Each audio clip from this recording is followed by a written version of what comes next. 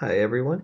Um, this is my video presentation for the library assignment, the analysis of Snotgirl, uh, Volume 1, Green Hair Don't Care.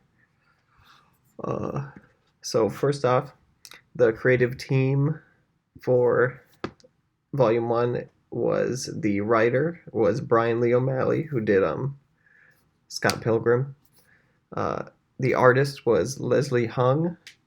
The colorist is Mickey Quinn, and the lettering was done by Marie Adomo. I think I'm pronouncing that right.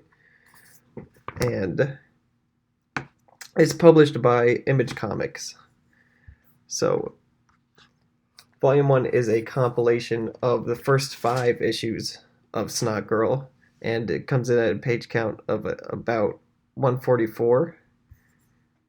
The act breaks were a little bit hard to pin down because there's not page numbers in the book for some reason.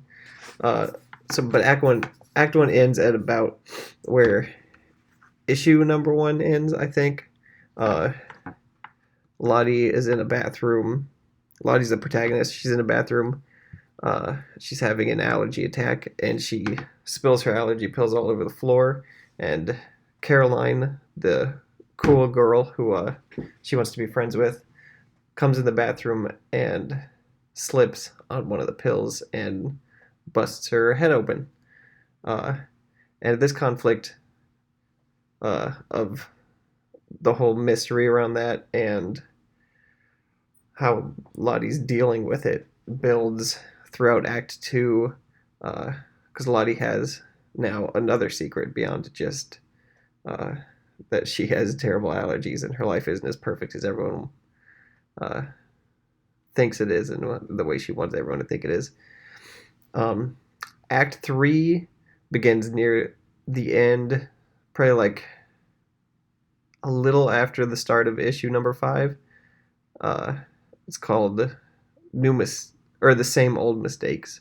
And that kind of plays into how there's not really much of a character arc for Lottie, but we'll talk about that when we get to story arc. But yeah, Act 3 was harder to pin down. But I think it begins during the New Year's Eve party. And it doesn't really give a resolution. It ends on a cliffhanger, but I don't think that's a bad thing for this act. It really was it's a good cliffhanger. It builds on all the conflict that's happened so far, and it really makes me want to continue on to volume number 2. For the story arc, like I said, Snotgirl is Lottie. Lottie Person is her name. She's our protagonist. She's a fashion blogger. She wants everyone to think her life's perfect, and that she's living her best life, while in reality she has these severe allergies.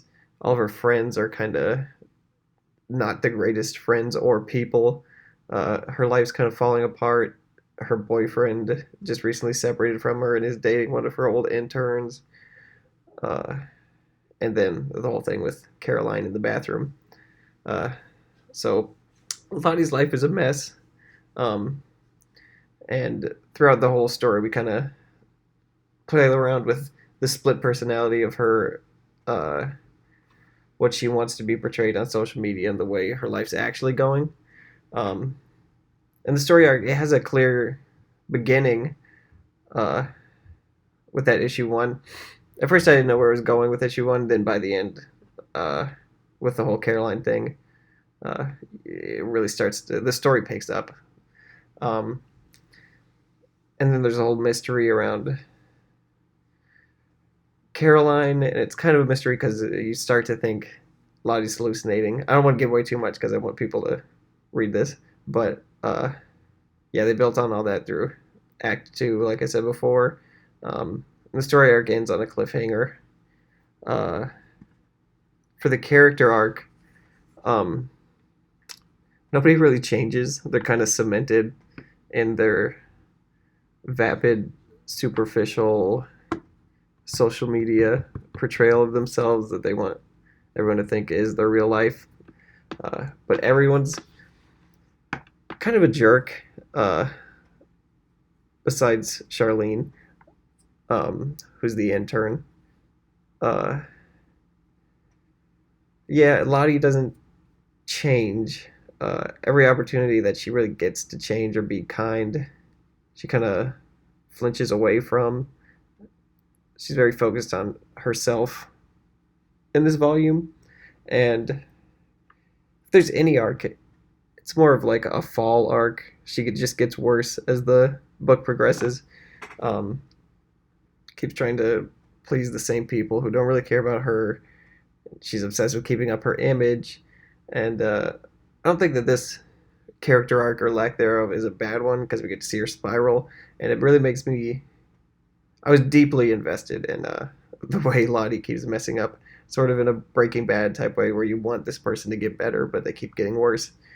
Uh, it's the will she ever learn uh, kind of mentality for this character. It's a bit of a character study, now that I think about it. Um, so the transitions that are used in this book, I think it's there's some action to action. We follow Lottie from through the scene, uh, but there's also a lot of subject to subject, and this is used to.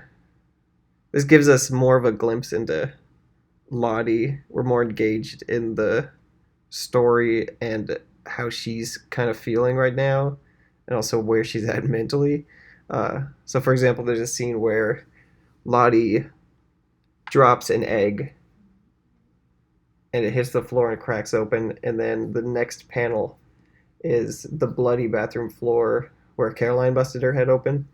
And it's that moving from subject to subject that really solidifies where she's at mentally and emotionally. The link between the subjects and ideas really gives us an insight into Lottie, and I think that was used very well in this book. Um,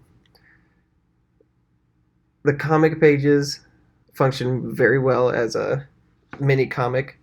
Um, every page, I think, really felt like its own mini comic. At the beginning, there's something happening, a threat, an obstacle, an inconvenience, uh, and by the end of it, we have Lottie's reaction to these things, or the way she's going to flee from these things, something that pushes the plot forward to the next page, uh, while giving us a uh, settled resolution to the problem that was at the beginning of the page. Every page drives us forward that way. It's done very well. Um, and yeah, I would highly recommend Snotgirl to classmates and friends alike. I think most people would enjoy this book. It's smart, funny. It's very relatable for today. The way it explores social media and the way it kind of splits our personalities. Uh, so it's funny, but also painful. A painful look at ourselves at the same time. Uh, yeah, it's a really good exploration of social media. Uh, and yeah, I soared right through this book in like an afternoon. I thought it was wonderful, and yeah, I'd recommend this book to anybody. Uh, and the fun fact that I dug up for Snotgirl was from an interview with Brian, the writer, and the artist Leslie Hahn. Uh, they said their research for this book, both of them just kept up with real fashion bloggers. And the best research that they could do for this book was just keeping up with trends. And there is a lot of trendy, topical type humor that he mocks in this book. So the research paid off. But I just thought it was fun that most of their research was just finding fashion bloggers that could base these characters on.